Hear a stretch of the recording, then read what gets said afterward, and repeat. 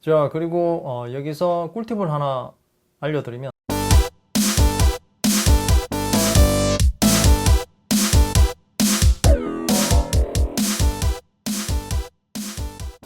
안녕하세요, 랩터입니다. 오늘은 갤럭시 탭 S7 FE 리뷰를 해보겠습니다. 제품을 배송받고 약 2개월 정도 사용해 봤는데요, 정말 아쉬움이 많이 남는 제품이라고 생각합니다. 게다가 팬 에디션이 아니고 팬 에디션이라는 놀림도 받고 있는 제품입니다. 자, 그럼 어떤 아쉬움이 있었는지, 추가로 얼마나 뺐길래 팬 에디션이라고 하는지 지금부터 자세하게 살펴보겠습니다. 출격하기 전에 구독과 좋아요 부탁드립니다.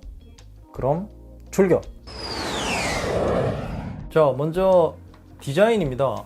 전체적인 크기는 갤럭시 탭 S7 플러스와 거의 같습니다. 그래서 디스플레이 크기도 12.4인치로 같고요. 하지만 크기만 같지 TFT LCD가 탑재되어 있습니다. 120Hz 화면 주사율도 지원 안되고 HDR 플러스도 지원 안됩니다. 심지어 갤럭시 탭 S7보다 해상도가 33ppi 낮은 243ppi입니다. 그런데 크기가 크기 때문에 S펜으로 필기할 때 편하기는 합니다. 화면이 A4 용지 크기와 비슷하기 때문에 그런 것 같고요. 자, 두께는 갤럭시 탭 S7 플러스에 비해서 0.6mm 더 두꺼운 6.3mm입니다. 자, 그리고 무게 차이는 조금 많이 나는 편입니다. 33g 정도 더 무거운 608g입니다. 어차피 주로 집에서 사용하는 분들이 많기 때문에 무게가 조금 더 나가는 것은 문제가 될 것이 없죠. 자, 그리고 사전 예약으로 구매하신 분들은 정품 북커버를 가지고 있을 거라 생각하는데요, 이렇게 거치해 두고 사용하시면 좋을 듯 합니다. 자, 크기는 가로 기준으로 보면 갤럭시 탭 S7 플러스에 비해서 이 가로 폭이 0.2mm 작은 284.8mm이고 이 세로 길이는 185mm입니다. 자, 베젤이 조금 두꺼운 편이어서 안정적이긴 하지만 크기에 비해서 화면 크기가 작은 것은 사실입니다.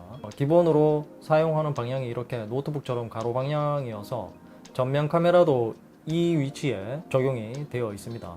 500메가픽셀의 화질이어서 영상 통화하는 데는 문제가 없죠. 자, 그리고 조도 센서는 이 카메라 우측에 하나 있고, 자, 그리고 여기 좌측에 하나 더 해서 총 두 군데에 적용이 되어 있습니다. 이렇게 손으로 잡았을 때 화면 밝기 조정을 하지 않도록 하기 위해서 두 개를 적용한 듯 합니다. 자, 후면을 보면 미스틱 그린 색상입니다. 개봉기 때도 말씀드렸지만 색상을 잘못 택한 것 같아서 걱정했는데 막상 실물을 보니까 괜찮았습니다. 그리고 여기서 원가 절감이 들어갔죠. 바로 S펜을 붙이는 곳에 표시를 없애버렸습니다. 자, 갤럭시 탭 S7을 보면 S펜을 붙이는 곳에 이렇게 표시를 해두었는데 갤럭시 탭 S7 FE에는 빠져있죠. 자, 하지만 S펜은 정상적으로 잘 붙습니다. 자, 그리고 북커버를 사용한다면 여기 뒤편이 뚫려 있어서 영역을 확실히 표시해주죠.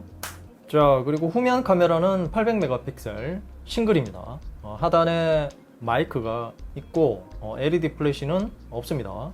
원가 절감이 빡세게 들어간 것으로 보입니다.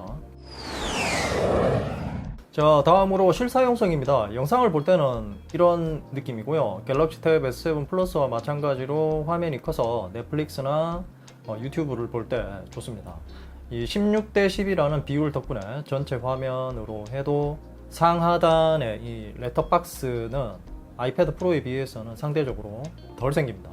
그리고 논란이 되고 있는 영상에서 붉은색이 심하다는 말들이 많은데요. 자, 갤럭시 탭 S7과 비교해보면 이렇게 설정에 화면 모드라는 것이 있습니다.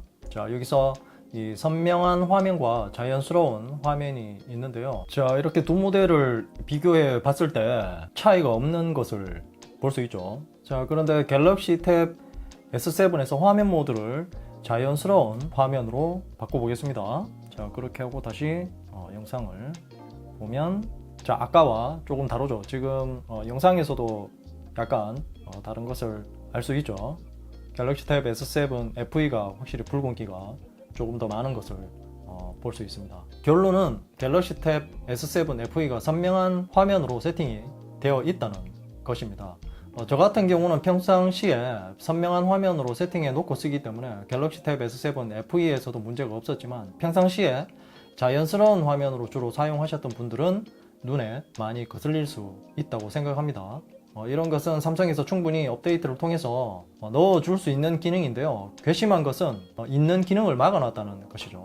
이렇게 되면 소프트웨어가 없기 때문에 디스플레이의 성능을 100% 사용할 수 없는 것이죠. 자, 게임을 할 때는 이런 느낌입니다. 이런 큰 패드로 게임을 하려면 되도록이면 게임패드로 하는 것이 좋겠죠. 그리고 AP 문제인지 아니면 램 용량 문제인지는 모르지만 초기 진입 시 버벅임이 심하고 그래픽이 깨질 때도 종종 있습니다. 갤럭시 탭 S7에서는 이런 문제가 거의 없었거든요. 그리고 갤럭시 탭 S7과의 비교 영상에서도 말씀드렸지만, 배틀그라운드에서의 화질 설정이 HD 화질까지만 지원을 해주고 그 이상은 선택조차 할 수 없습니다.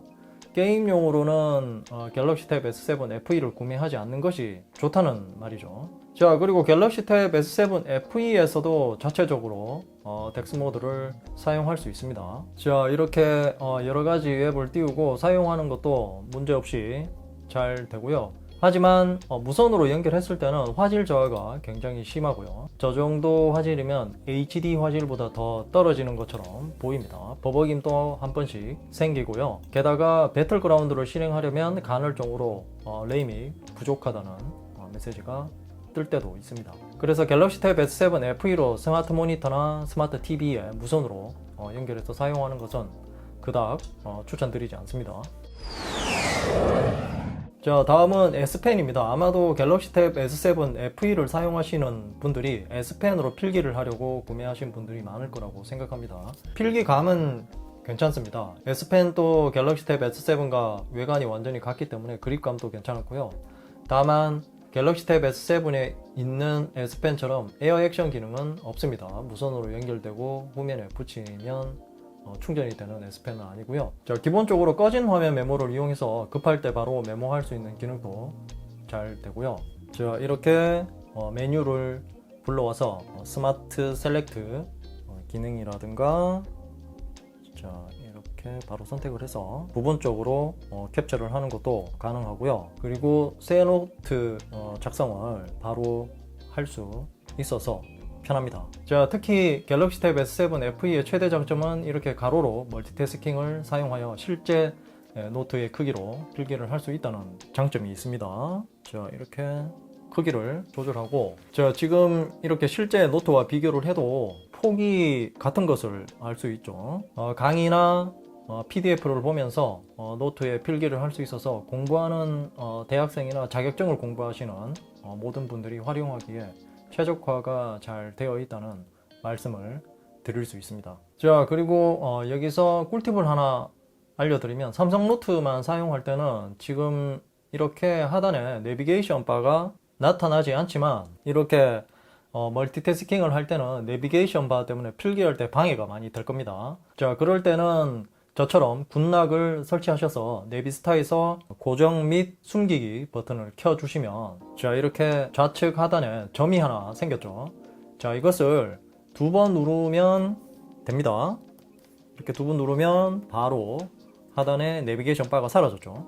그리고 가운데 버튼을 눌러서 지금 현재 이 멀티태스킹을 우측의 엣지 패널에 저장할 수도 있습니다. 지금 현재는 제가 이미 저장을 해놨기 때문에 이런 메시지가 떴고요. 그리고 되도록이면 3분할 화면은 사용하지 마세요. 버벅임이 심해서 스트레스 받을 수 있습니다. 참고하시고요. 자, 그리고 정말 불편한 점이 하나 있는데요. 저처럼 이렇게 비번을 사용하시는 분들에게 해당하는 불편함입니다. 바로 이 지문 인식 센서가 없어서 잠금을 해제할 때마다 이렇게 비번을 눌러야 돼서 이 점이 굉장히 불편했습니다. 저는 이렇게 여러분들에게 보여드리려고 일부러 비번만 설정을 해두었지만, 얼굴 인식을 설정해 두면 바로 잠금을 해제할 수 있으니까 그렇게 쓰시면 되고요. 자, 아니면 집에서 사용할 때는 스마트락 기능을 사용하시면 비번을 누르지 않고도 해제를 할 수 있습니다. 이렇게 신체 활동 감지, 그리고 신뢰할 수 있는 장소, 신뢰할 수 있는 기기가 있으니까 원하는 것을 선택해서 설정해 주시면 됩니다.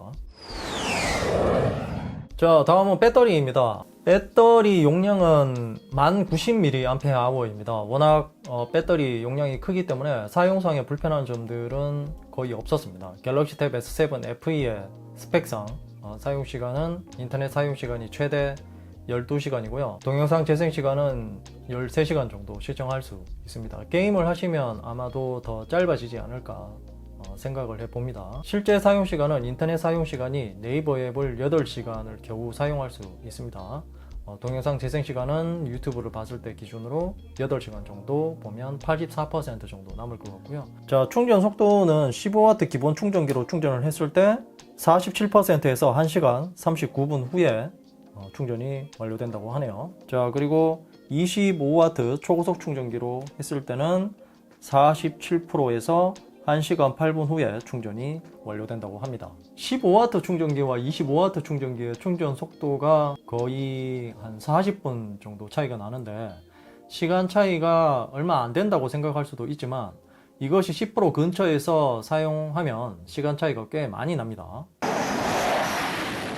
자, 그럼 이제 결론을 말씀드리겠습니다. 갤럭시 탭 S7 FE라고 하면 배신의 태블릿, 통수 후려치기 이런 단어가 절로 생각나게 합니다. 와이파이 모델에는 스냅드래곤 778G가 탑재되었죠. 스냅드래곤 855와 성능이 비슷하다고 하는데 LTE 모델에도 동급이 탑재되었다면 버벅임은 확실히 개선이 되었을 거라는 짐작을 해봅니다.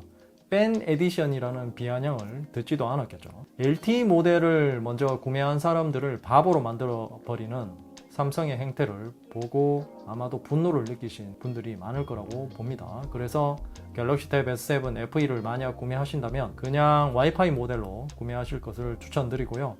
LTE 모델이 필요하신 분들은 그냥 갤럭시 탭 S7이나 갤럭시 탭 S7 플러스를 구매하시기 바랍니다. 갤럭시 탭 S7 플러스도 요즘 할인을 많이 한다고 하니까요. 잘 검색해 보시면 어렵지 않게 찾을 수 있을 거라고 생각합니다. 이상으로 갤럭시 탭 S7 FE 리뷰였습니다. 궁금한 점이 있다면 댓글로 남겨주시고요. 이 영상이 도움이 되었다면 좋아요, 구독하기, 그리고 알림 설정도 잊지 마세요.